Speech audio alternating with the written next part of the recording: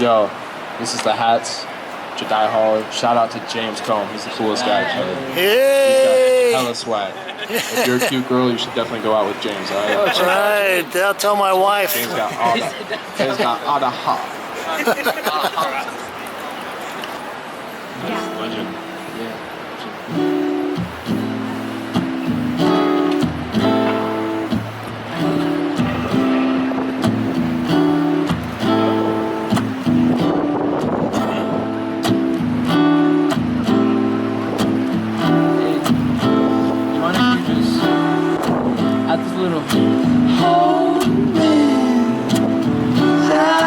Jealous when we don't speak.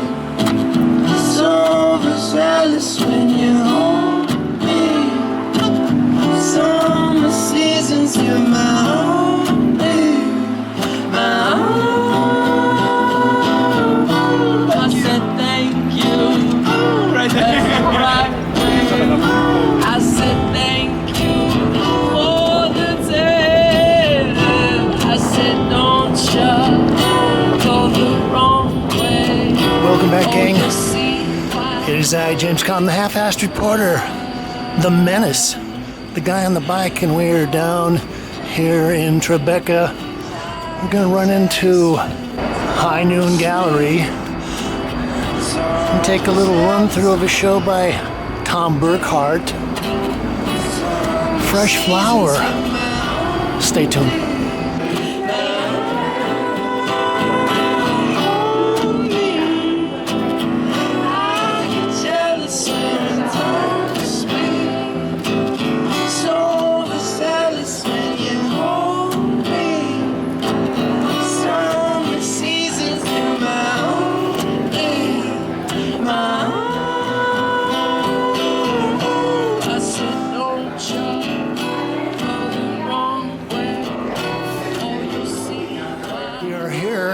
Gallery, and we happened to buttonhole Tom Burckhardt, and we were just chatting about some of the work and the way you've been progressing, and I mentioned that these pieces are a lot larger than the stuff that I've seen. I've been watching you since back in the Pierogi 2000 days. Yeah, definitely. Well, one of the results of these becoming larger is the fact that I inherited my mother's large studio in Maine. Yvonne Jacquet? Yvonne Jacquet, exactly right. Yes. So, all of these were made this summer except for one over there, which was from last summer. The black and white one was from last summer. But all the rest of these, plus another this many again that are downstairs, were all kind of from a wild summer of productivity. So you're not living in Maine all the year, just up there during the summer? Just during the summer, yeah. You know, having great, huge studios in Maine is great until the winter time comes and you gotta try to heat them. I don't really want to stick around for the winter. My wife is still up there. I'm going up next week to get her, and we'll come down and be back in New York permanently for the winter, yeah. So what was the challenge about increasing the scale? I don't know exactly. It just felt like they needed to be big, and then once they were big, all of this stuff that's happening, which is kind of like, in a sense, finger painting, where I'm dragging my finger with the rag through the surface of the painting, started becoming like these huge drawings in a sense. So there's some structural stuff that's happening at the very beginning about the palette, like the kind of red to green and mixing the middle bridge tones, and then it's just the improvisation from there on, which is very drawing-like, and I don't have any plan. There's no preparatory sketches for anything. So start drawing away. In a certain way, you would say that it's got larger, but you also become kind of like an action painter. It's more performative. You're in there kind of thinking about playing with the pigments rather than having an idea. Yeah, it is very much more of a physical kind of body thing, and just like very large doodles in large doodles. And I think the other thing that happened this summer is that something happened where I realized after I was starting to make them that they were much more about light in a particular way. And I would say that this was one of the first ones, and I was thinking about it as like kind of bringing the light from below with, like, let's say that kind of thing, feeling like we're in a little bit of a hellish situation, frankly. And so but then I also realized that by drawing my finger through, a lot of them feel like the light is coming from behind the surface. Like, these feel like neon tubes sometimes. Okay. And so it's basically just not the typical light, which is Right, and you've from got above. some scraping in here, like scraping with a palette knife or a putty knife, and Yeah, exactly. And it just seems like sponging things on. yeah, it's not the typical light, which is the pictorial light that comes from above and depicts a form or something like that. It's coming from somewhere else. So I think that is one reason why a lot of people have been saying that these feel like rather science fiction-y to themselves. And I think it's because that only these feel like places, they feel like they have some sort of landscape illusion, and the only way that you can put that together with the light is to think of it as almost in another world or something like that, unconsciously perhaps. Do you have any like particular group of people that has inspired you? I know you're a basically mainline New York painting school, that whole going back to the whole family and all that. That's true. I feel like my foundation has always been in New York abstract painting, and then I'm always trying to kind of mess it up a little bit and be a bad abstract painter in a way and be not so pure, things like that. So, I mean, I would say that I looked at a lot of Miyoko Ito this summer, Sure. Japanese American from Chicago. It's wonderful. Yeah. Wonderful. Tom Niskowski, Amy Another Sullivan. favorite. Yeah.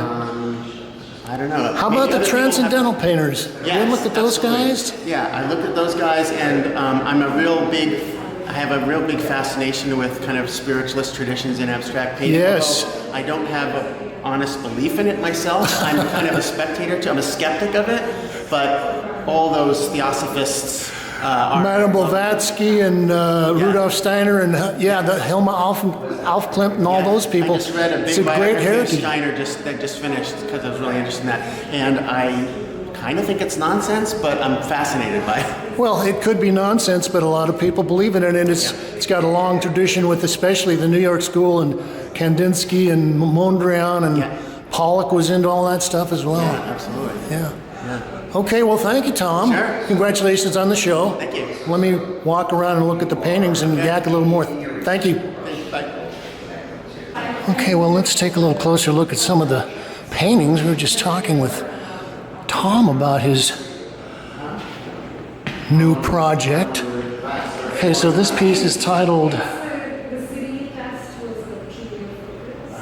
Fresh Lowers 2025 Oil on Linen, 59 by 70.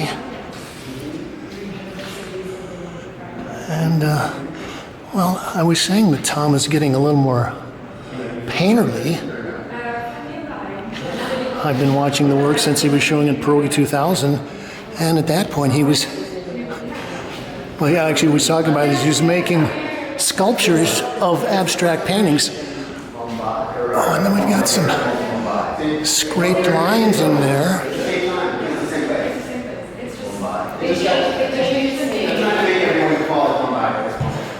Okay. It's like a Myanmar situation.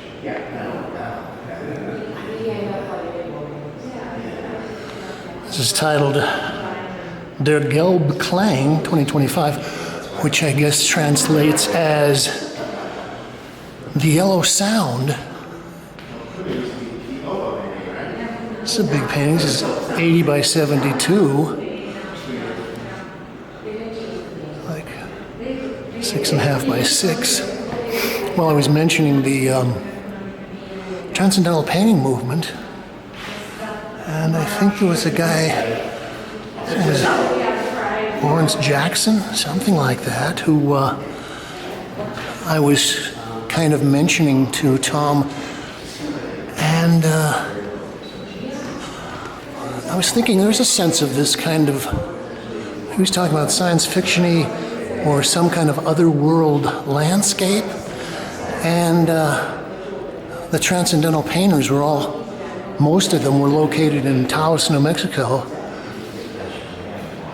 I think Agnes Pelton was out in Cathedral City, California, but they spent a lot of time dealing with kind of abstracted versions of the landscape.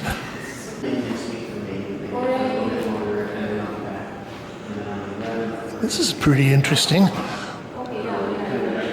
It's titled Blueprint Mary 2025 Oil and Linen, 64 by 55. And I like the little kind of upper left quadrant that Tom has gone back in and kind of reworked, scraped. Oh, and there's a lot of scratching in there, maybe pencil line underneath some of this. And even though this is thin, there is a certain amount of pedimenti, overpainting. And I think it's actually fascinating to see how much of the line work that Tom is using to structure his composition with is actually scratched in there. It's kind of counterintuitive. And I think that it kind of proves that you can actually add things by taking things away. Yeah. That's my daughter. My daughter.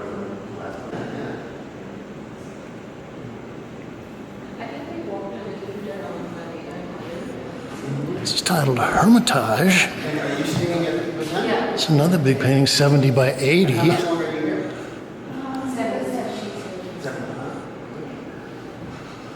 So it's about 6 by 7 feet. And I was also thinking that this one really does imply a landscape, almost like you've got a mountain in the back. And gosh, these things kind of look like some kind of a building construction, maybe even it's almost like Art Deco industrial shapes. I think Tom does have a sensitivity to a lot of stylistic things. He was talking about the Madame Blavatsky and some of those people and his heritage to the New York school. I was talking about the Transcendental painters. There is a kind of a decorative,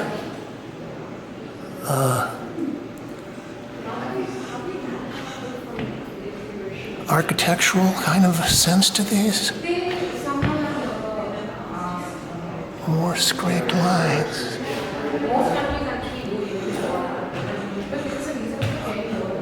Okay, so they were saying that this piece is kind of the prototype for the entire show. It's titled Kneaded Eraser, which is a nice kind of pun. Anybody that's been using the little gum erasers, they're always called kneaded eraser, but then if you need a kneaded eraser, you're in trouble. I think the great thing, though, is like I was saying, there's a lot of this is kind of thinly painted, then scratched through. And he's using the erasure like brush strokes.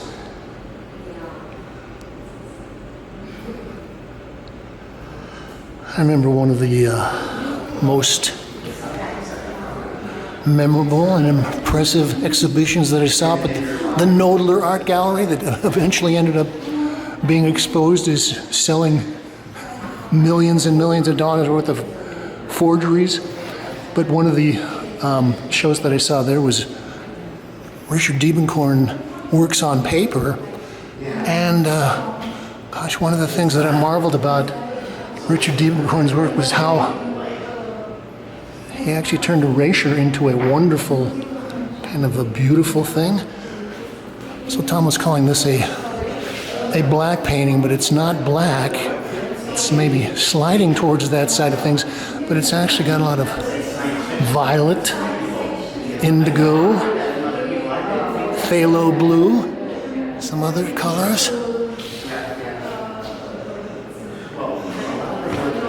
And also, I think we're talking about various kinds of compositional strategies. I think Tom also has kind of a sense for the framing and the fact that a painting is contained within the edges.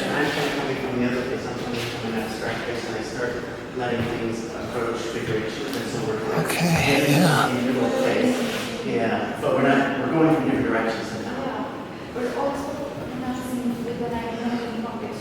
apoplectic wallpaper.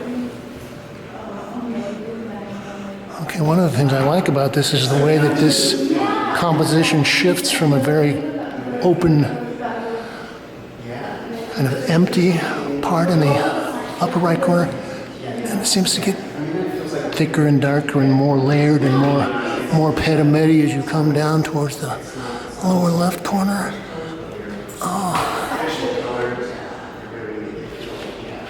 I was looking at the Lisa Karina Davis show a couple of days ago, and she was doing some things where she had some shapes that kind of related to puzzle shapes. Yeah, and I think that kind of, even though the imagery kind of shifts a lot, there's something about the light quality. Gosh, that yellow is pretty intense. Is there any neon colors in this? Is that just yellow? That's just the result of these LED lights have really super activated that yellow. Gosh, really makes it pop. Yeah. There is a painting that's downstairs that uses a little bit of some fluorescent colors, but not this one.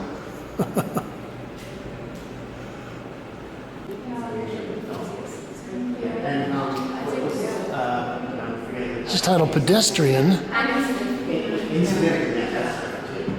2025 Oil and Linden, 30 by 40. So this is probably the smallest piece we're going to be looking at today.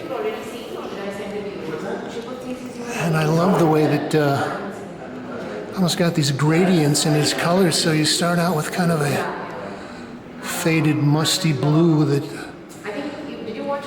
shades into a hot orange there.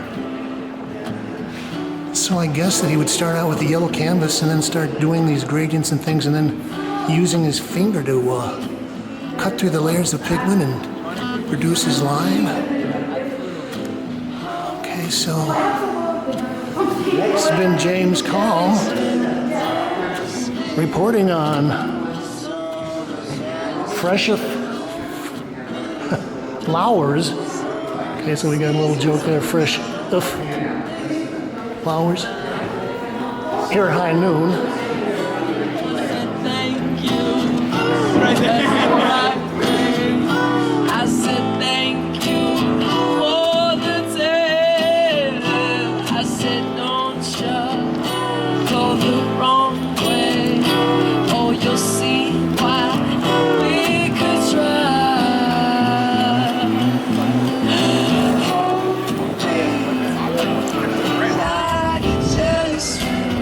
All right, gang. Cultural Commandos, we are on the Lower East Side on Eldridge Street. We're gonna run in here to the Milton Resnick-Passlof Foundation and take a look at an exhibition about shaped canvases. Stay tuned. Yes. Hello.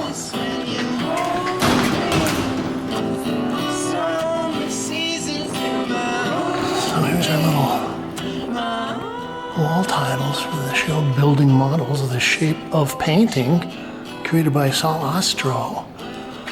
We'll do our little sweep. Gosh, that is a big Gorchov. Ruth Root.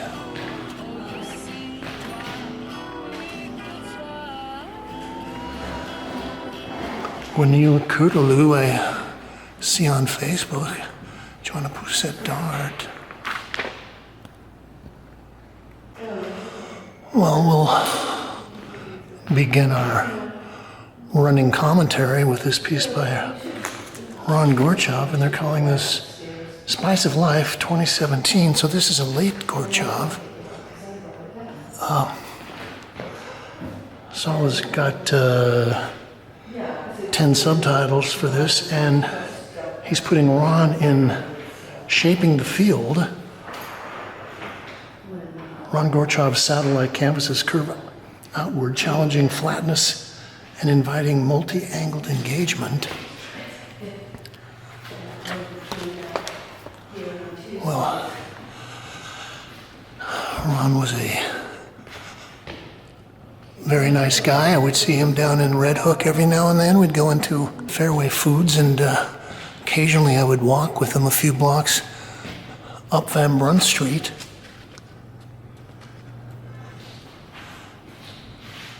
I guess you couldn't have a shaped painting show without having a major Gorchov in there. As I understand, this came from the Vito Schnabel Gallery, and Ron has been, or at least Vito's been working with his estate for a couple of years now.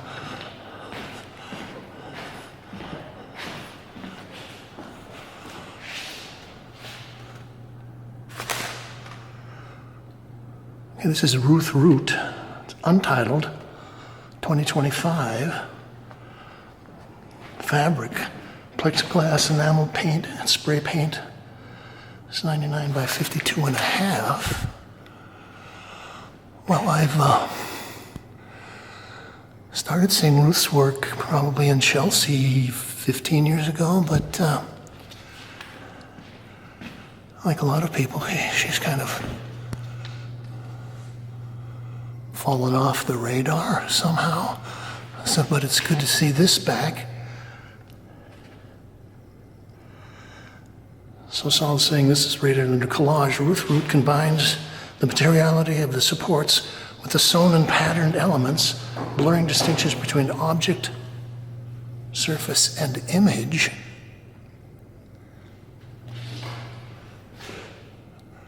Okay, there's a lot of tricky things going on here, like the this little strip of fabric that goes through a hole there and kind of wraps around.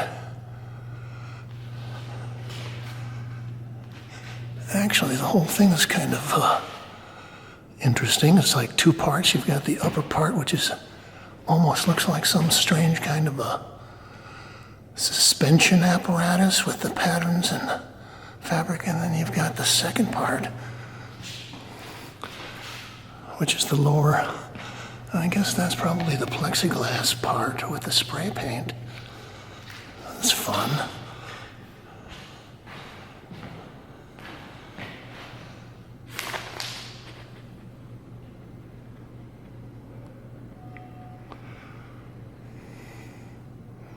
Gwenaël Kerlidou, and this is titled Pinwheel. Spray paint on linen and tinted canvas spray paint on wall. Well, I asked the docent, the lady at the desk, about why there wasn't an Elizabeth Murray painting in the show, and I guess that Saul mentions that in the press release. But I was thinking that this, in a certain way, is very much influenced by that, by Elizabeth, although it's shaped, it's not warping and torquing off the wall. Also, the spray paint on the wall is interesting. They've got holes here that are, some of them they've painted the back wall, other parts, the whole, like the central part here is not spray painted.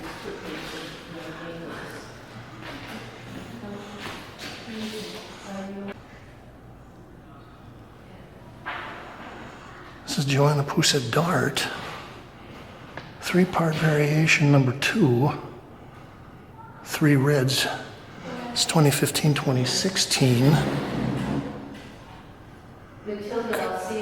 Courtesy of Lisson Gallery. Well, so I've been watching Joanna's work for many years, and she's actually been developing in a very interesting way. Also, she comes from one of these wonderful New York families. Father was Richard Pousette-Dart, and Joanna's been taking a lot of time and effort to try to promote his work a lot, and I've actually had to sneak in and do some video programs of his show is a great one a couple of years ago at Pace. And I know that she has worked with very hard, she has worked with Christopher Wool to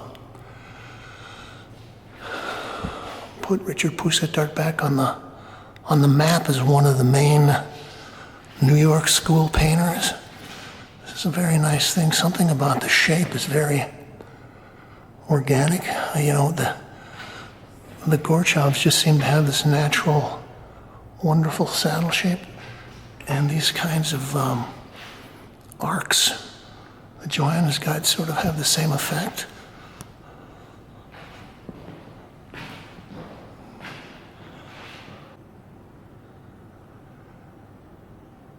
This is Li Trincere, red checkmate, acrylic on canvas.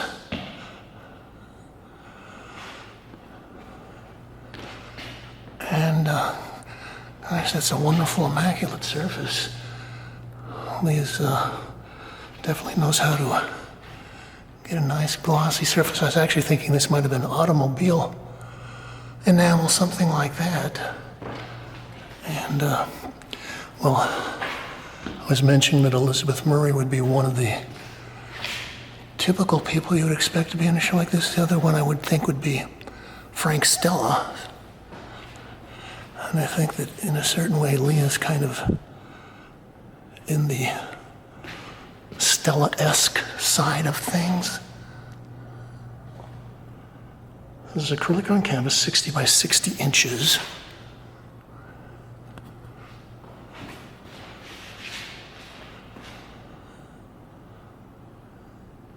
Okay, let's go upstairs and see the rest of the show.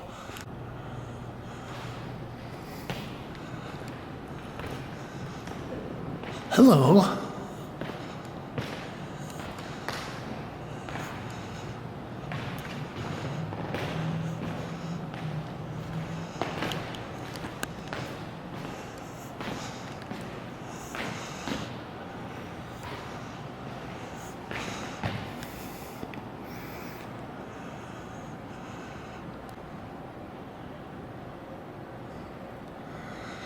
This is Joe Overstreet.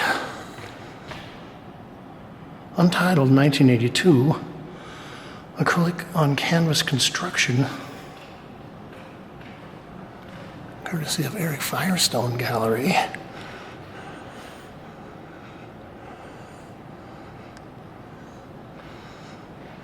Well, I think Joe Overstreet is a very interesting artist with a great backstory. I think he passed away about 10 years ago, but Eric Firestone has been championing him and putting together some interesting shows. So I was kind of looking at this and thinking, it makes me think of a Chicago artist. I believe his name is Mike Cloud, but he does a lot of pieces where he kind of lashes together pieces of wood and then stretches canvas over parts. I think this is interesting because Joe Overstreet also did a series of works that were unstretched canvas, kind of hooked into the ceiling and into the floor like sails. I think he was probably influenced by Sam Gilliam, but he took a whole kind of a unique direction. Also, he did a lot of work with the kind of the pouring, splashing, chunky acrylic technique.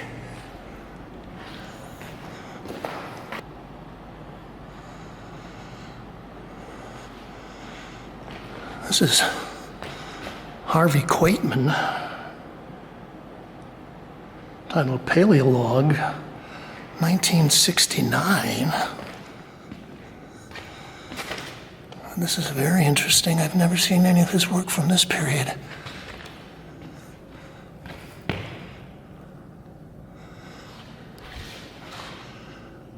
So this is 107 by 60 inches, acrylic on canvas. I was talking about Frank Stella, and I think that this is also someone who was kind of influenced by that, except that Harvey's got a different painterly sensibility. So we've got kind of the outside L shape that is painted with a kind of layers of gels and resins, and then you've got the J shape on the inside, which is kind of a metal flake, glittery silver gray. And Harvey has a daughter, H.C. Quaytman, who lives not that far away from here and was one of the people that got everybody's attention focused on Hilma af Klint.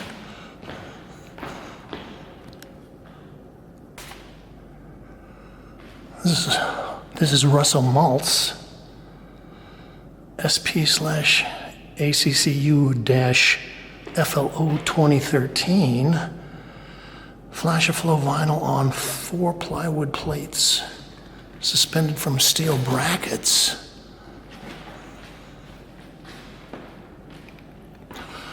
Okay, I like this. It's almost like a little hand of cards, tarot cards maybe.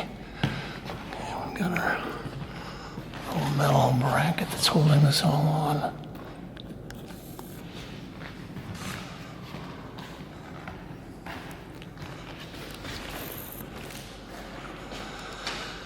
I often think that artists, particularly painters, are influenced a lot by their environment. And I think a lot of the work that was being done in Soho back in the late 60s, early 70s, a lot of the minimalism and the conceptual kind of structuralism that was being done there was all influenced by the fact that you had a whole bunch of artists that were rebuilding lofts and dragging in sheetrock and plywood to build their spaces. And I think this kind of makes me think of, except then you throw in some fluorescent paint and you get into a new world. Okay, this is an interesting piece.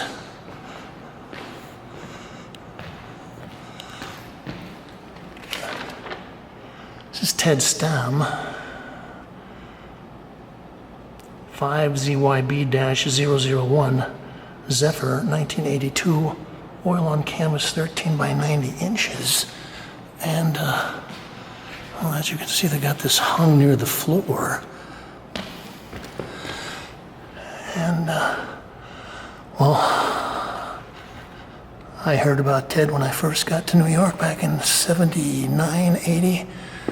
And they were talking about him as one of the great hopes for kind of pushing through minimalism and doing something interesting with reductive abstraction and the whole idea of simplifying things. And then he passed away at a very young age. I think he maybe had 2 or 3 shows. This is oil on canvas, cotton duck.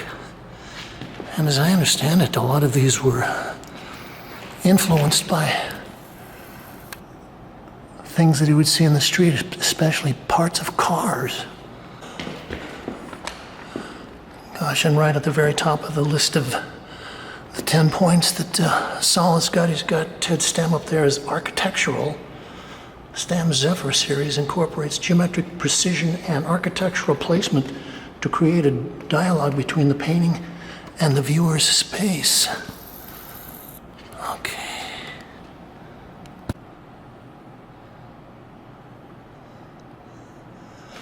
This is David Rowe, Phantom, oil on panel, 52 by 89 inches.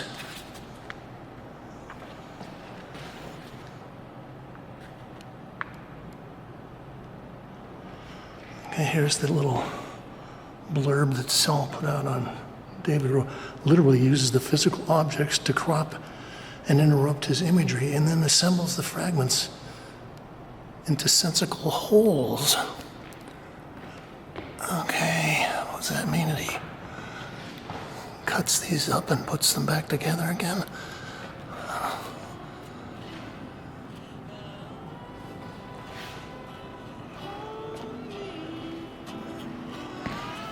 I do like the color sensibility that David is using on this. We've got a bunch of very kind of synthetic colors and metallics. That's aluminum. Got some gradient shading in there.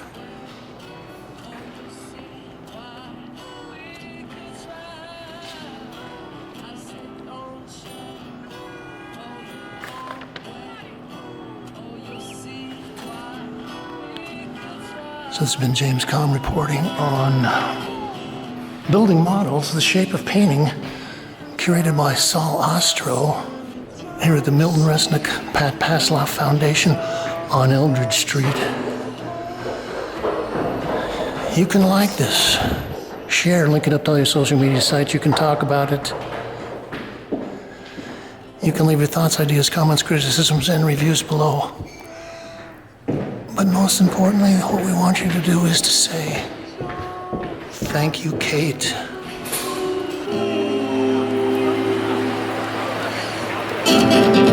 That's Homie. Homie, the hats. That's a cool shirt. Thank you, the hats, man, that's good.